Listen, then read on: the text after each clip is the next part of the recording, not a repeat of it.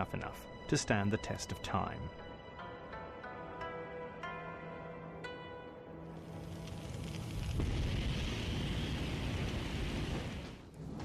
Working with metals has always been dangerous. Back at the smelting furnace, there is a Shinto shrine devoted to a sacred deity the workers believe helps keep them safe. These elaborate rituals are not just about safety, but as Mike Notice explains, also quality control. In modern industry today, we depend very strongly on quality control. The ancient Japanese swordsmith used religious ritual as their process control to make sure that each and every time that they manufactured this same object, it was done exactly the same way. They didn't have science to do it, they had religious ritual. If you think that what you are doing has religious significance, you'll pay extra attention to it. Ken Kraft, a professor of religion and an expert on medieval Japan, says this reverence helps explain why the sword is so important in Japanese culture. They say that the sword is the soul of the samurai. In almost all pre-modern cultures, matter and spirit were interfused. And so it wasn't so hard for them to imagine that an object could have this kind of power, what's called a numinous power or an otherworldly power. And in Japan, the gods could be found in any natural object, including waterfalls or trees or a mountain.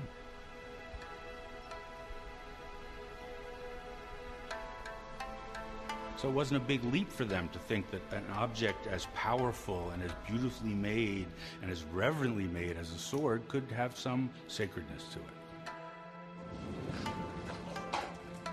It is that sense of the sacred that drives Master Kihara. After 36 hours of feeding the voracious fire, everyone is exhausted. But Kihara carries on, never sleeping, always keeping vigil.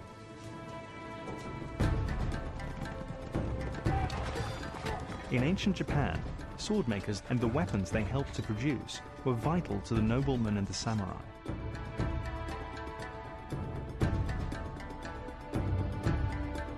They were the military-industrial complex of their day, which helps explain why their metal techniques became so advanced.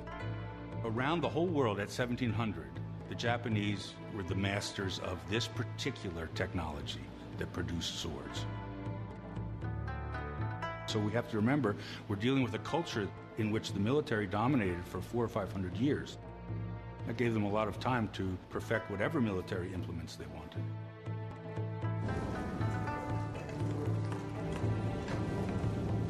Using only the ancient methods, Kihara monitors the process by watching and listening to the fire.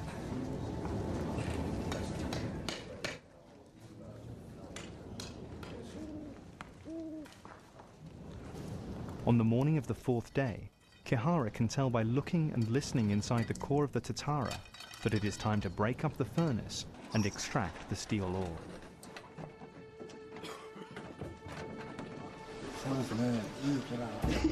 I could see the core. It looks good. There's a big relief. I'm happy. Happy, yes, but no one can afford to relax yet. Until they get the steel out, there's no way of knowing if it's samurai sword grade or only good enough for kitchen knives.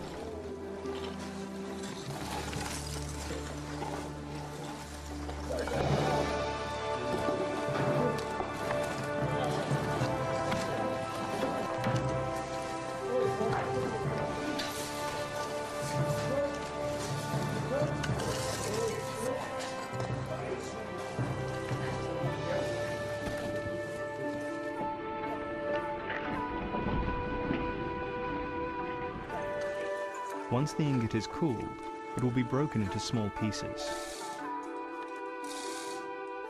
This process helps to sort the steel.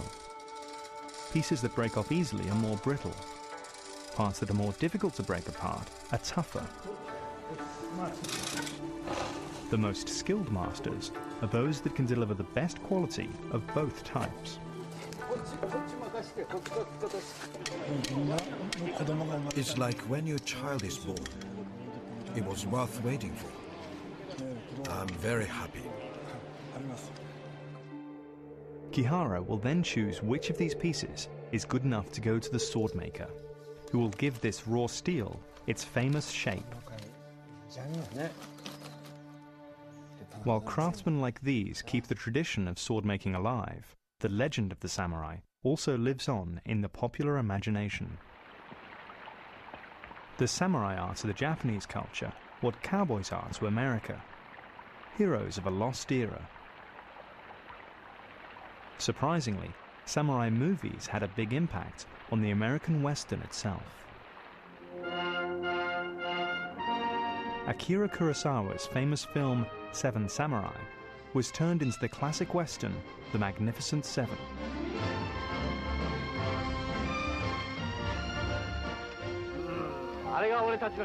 The stories are nearly identical.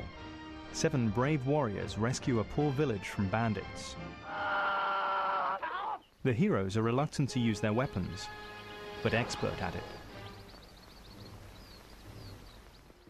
Both of the leading men are bald. Takashi Shimura and, famously, Yul Brynner. There is one big difference. In the American version, the sword was replaced by the classic 6-shooter. Both, however, do the trick.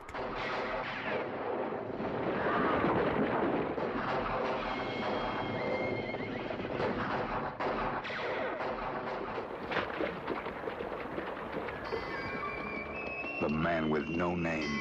Danger fits him like a tight black glove.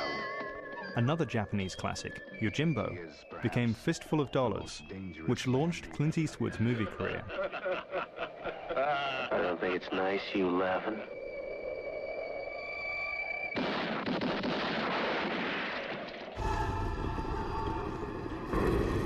Even Tom Cruise tried his hand as the improbable Last Samurai.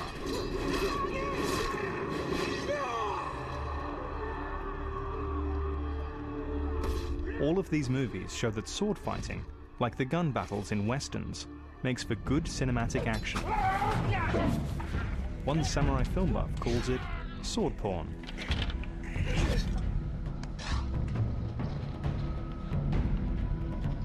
To create the perfect fighting sword, or prop, form and function were engineered together. The laws of physics dictate the sword's unique curved shape. With the curve of the blade, if you're doing a slashing motion, it actually makes it possible to move the blade in an arc, which is what you want to do when you slash something. If you have a straight blade and you attempt to slash, at some point you have to slash and then pull because the blade is straight.